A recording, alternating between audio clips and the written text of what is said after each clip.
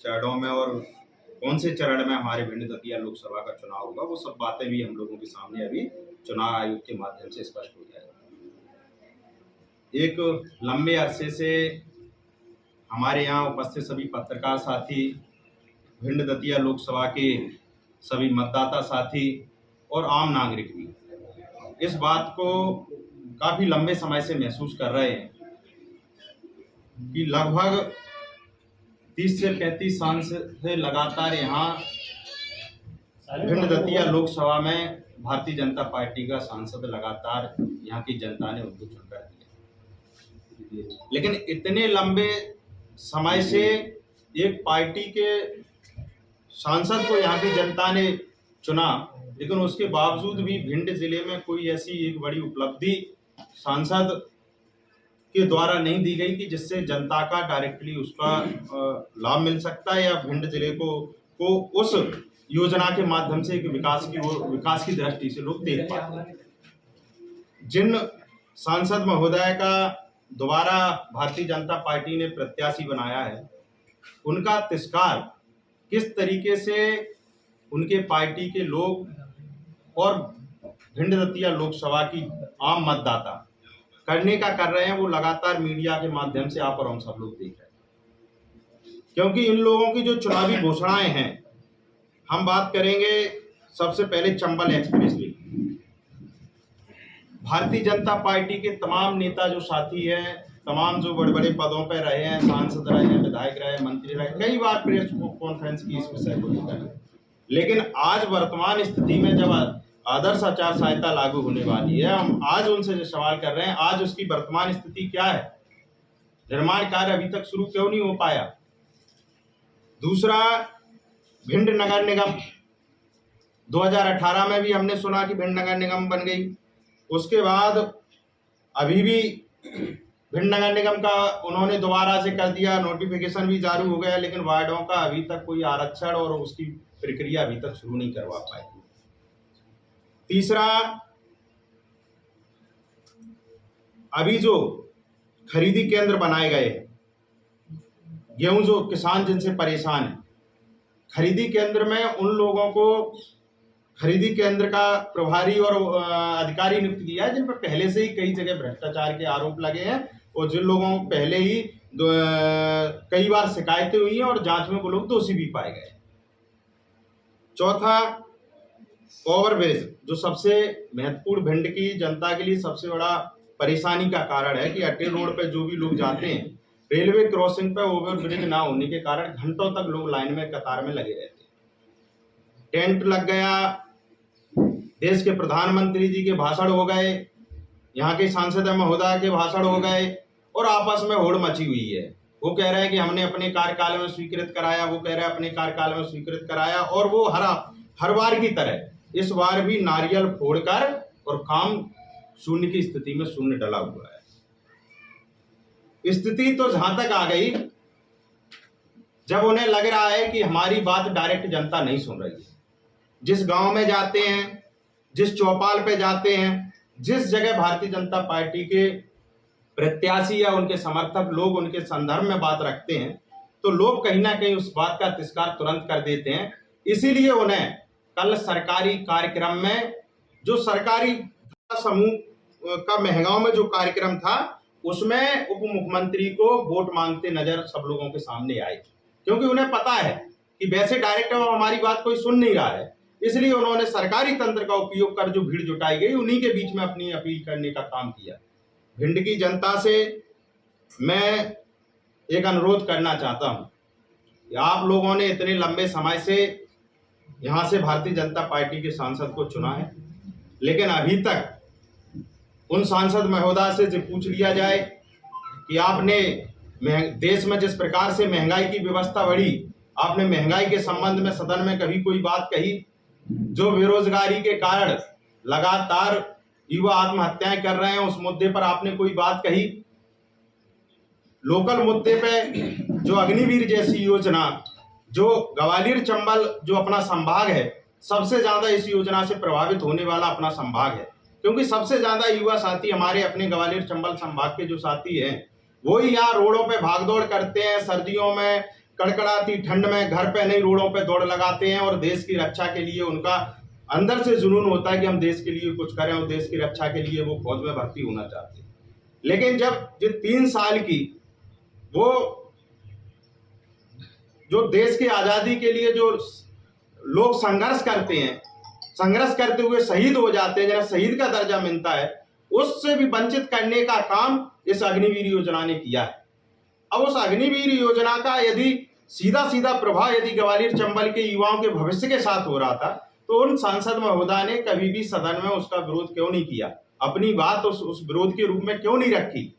तो ये कहीं ना कहीं ग्वालियर चंबल भिंड दतिया के लोकसभा के जो युवा मतदाता साथी हैं, उन लोगों के साथ भी कहीं ना कहीं इन्होंने अन्याय करने का काम किया है। इसलिए मैं भिंड की जनता से और भिंड दतिया भी इसलिए जोड़ रहा हूं क्योंकि दोनों जिलों की लोकसभा है, और प्रेस मीडिया के तमाम जो साथी हैं, आप सबके माध्यम से मैं अनुरोध करना चाहता हूं कि जैसे ही आदर्श आचार संहिता लागू होगी, उसके बाद तारीखें आप और हम सब लोगों के सामने आ जाएंगी।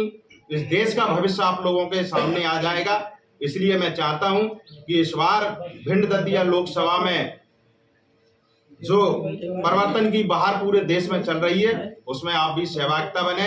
कांग्रेस पार्टी के साथ हमारे पार्टी के नेता और काफी वरिष्ठ नेता हैं, अनुभवी नेता हैं, जो यहाँ से लोकसभा के कैंडिडेट बनाए गए माननीय फूल सिंह बरैया साहब। उन पर लंबा राजनीतिक अनुभव है और हर दुख दर्द पीड़ा की हर व्यक्ति की बात को समझने की उनकी क्षमता है। और लोकल के एक जो लोगों में ट्रेंड रहता है कि हमारे यहाँ का प्रत्याशी होगा तो और ज्यादा वो रहेगी, तो महगांव के रहने वाले हैं, भांडेर से विधायक हैं और अपने बीच के लोग हैं, तो निश्चित तौर पर मुझे विश्वास है ऐसे सहज सरल स्वभाव के व्यक्तित्व वाले व्यक्ति को कांग्रेस पार्टी ने उम्मीदवार बनाया है। आप सब लोगों का प्रेम स्नेह, भिंड दतिया के मतदाताओं का प्रेम स्नेह इस बार इस लोकसभा में कांग्रेस का झंडा फहराएगा, इस बात का मुझे विश्वास है। इसी संदर्भ में मैंने महत्वपूर्ण विषय पर लोकसभा के चुनाव के संदर्भ में आप लोगों को मैंने यहाँ बुलाया, आप सब लोग यहाँ आए, आप सबका बहुत बहुत धन्यवाद, आभार व्यक्त करते हैं। दूसरा, वर्तमान में जो राजनीतिक हालात हैं, आज जो बातें हमने आपसे कही, हमने बातें कही कि इस सरकार में किसान परेशान है, हमने कहा इस सरकार में नौजवान परेशान है, हमने कहा इस सरकार में महंगाई के कारण गरीब के घर में चूल्हा तक नहीं जल रहा है।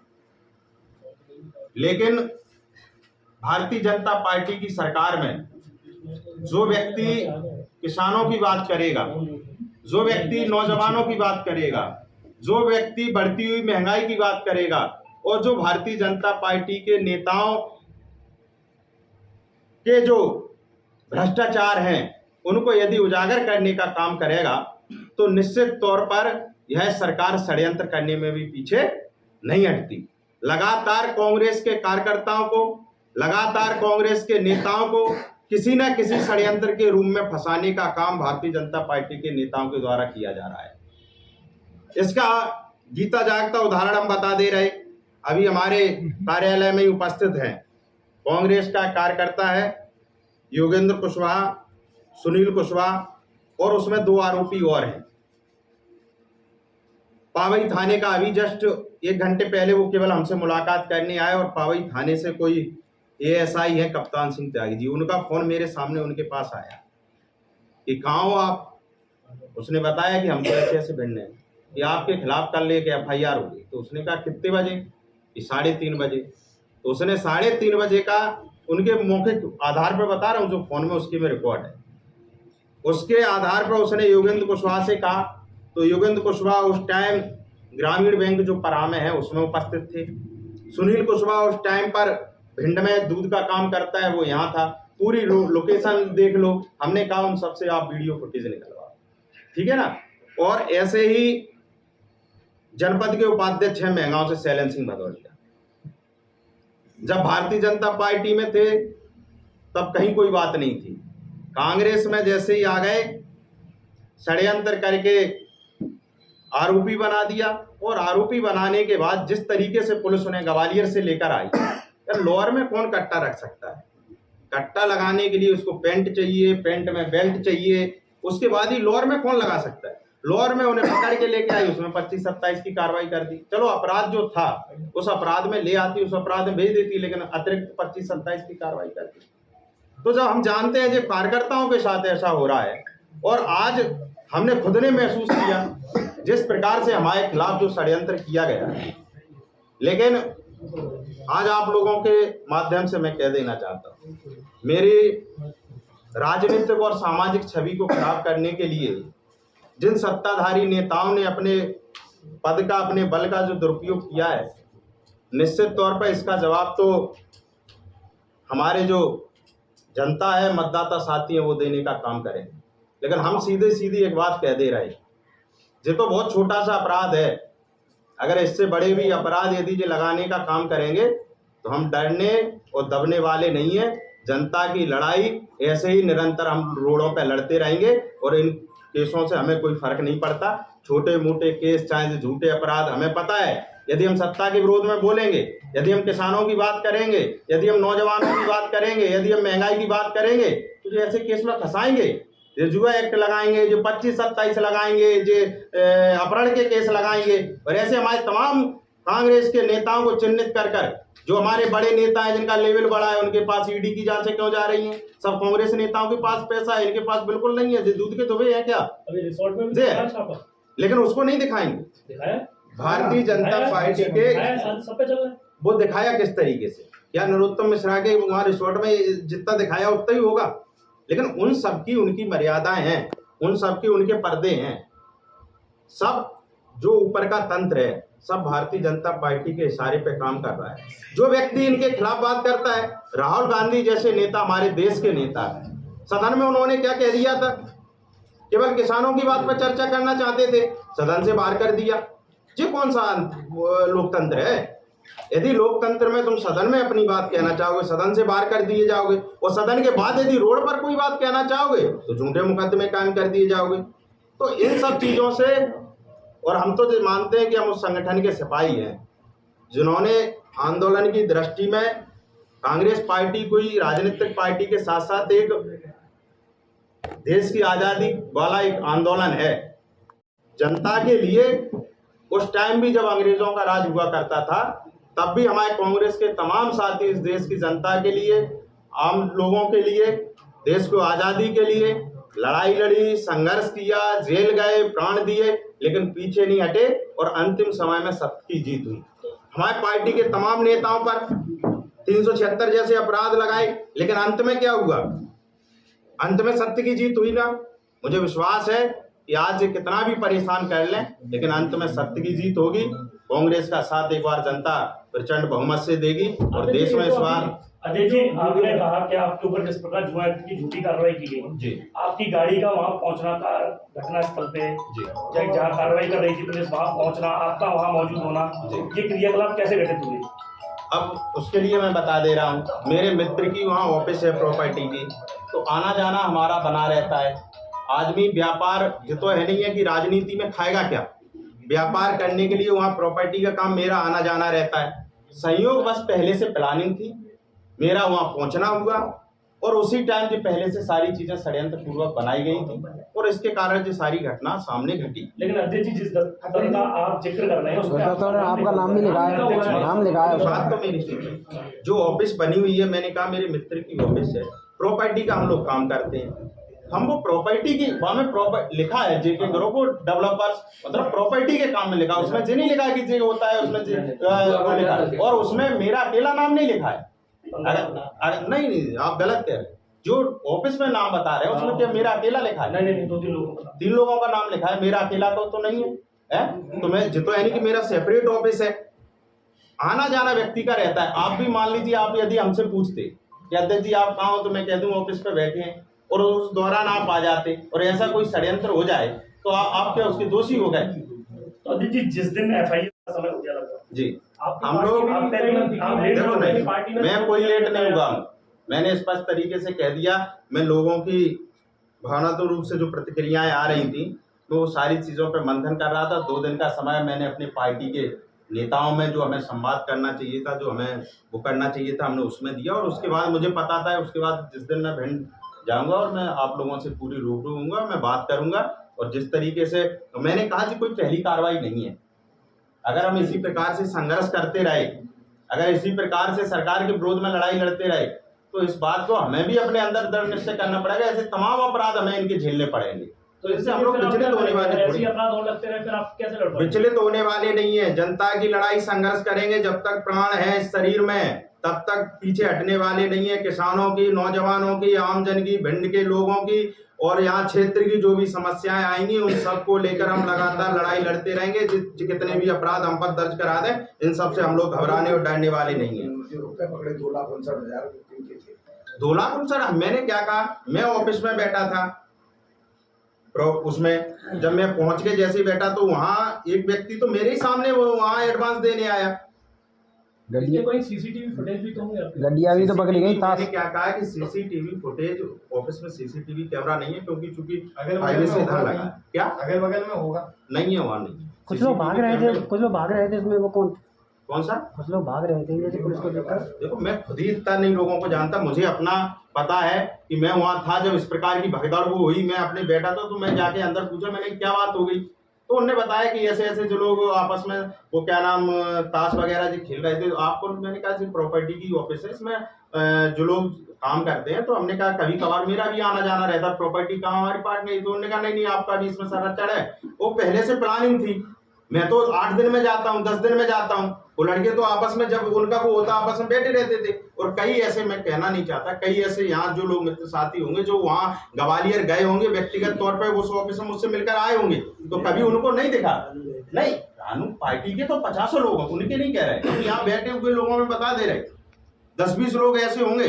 कई हमारे मित्र साथी ऐसे होंगे जो वहाँ जब भी ग्वालियर जाते थे तो मैं कह देता था कि यार कभी अगर मैं यहाँ हूँ कॉल कर लेना, तो अपन लोग मिलते हुए यहाँ जो बन सकता है अपने, चाहे जो अपने एक मानवीय आधार पर संबंधों में होता है, मिलके चले जाओ। कभी कोई मुझे ऐसी भावना ही नहीं लगी। उसके एक दिन पहले मैं भिंड में ही था। मेरी ताई, रियल ताई एक्सपायर हो गई थी, तो मैं एक दिन पहले भिंड में ही था। दूसरे दिन चूंकि उनसे हमारा जमीन अमीन का होता, तो उसके चक्कर में उनने हमें बुलाया था कि बोले हिसाब वगैरह होना था, तो उसके चक्कर में हम लोग वहाँ चले गए। लेकिन जो पहले से पूरा षड्यंत्र रचाया गया था, सारी प्लानिंग से वहाँ वो हुआ। हमसे उससे पहले ही एक जैसे ही बैठे तो उससे पहले पता नहीं कोई, मैं भी नहीं जानता, एक लड़का आ गया, बोला अध्यक्ष जी आ गए। हमने कि हाँ आ गए।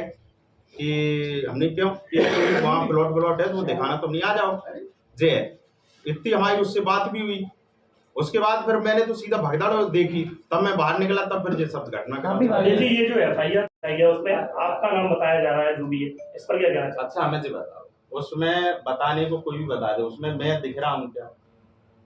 अब यार कोई क्या बता दे, कोई क्या कह दे, चलाने को तो तमाम हमारे पत्रकार मित्र साथी कुछ भी लिख रहे हैं, जो चीजें नहीं लिखनी चाहिए वो भी लिख रहे हैं। अब व्यक्तिगत द्वेष भावना को अगर इस तरीके से आप निकालोगे, इस तरीके से प्रतिक्रियाएं करोगे, तो मैं उस पर ज्यादा जाता नहीं हूं, क्योंकि जो चीजें समय ईश्वर देखता है, तो इसके लिए जो वक्त जवाब देगा। आपके पार्टी के पदाधिकारी ने भी पत्र लिखकर शिकायत की आपकी इसके बाद में, उस पर क्या कहना चाहिए?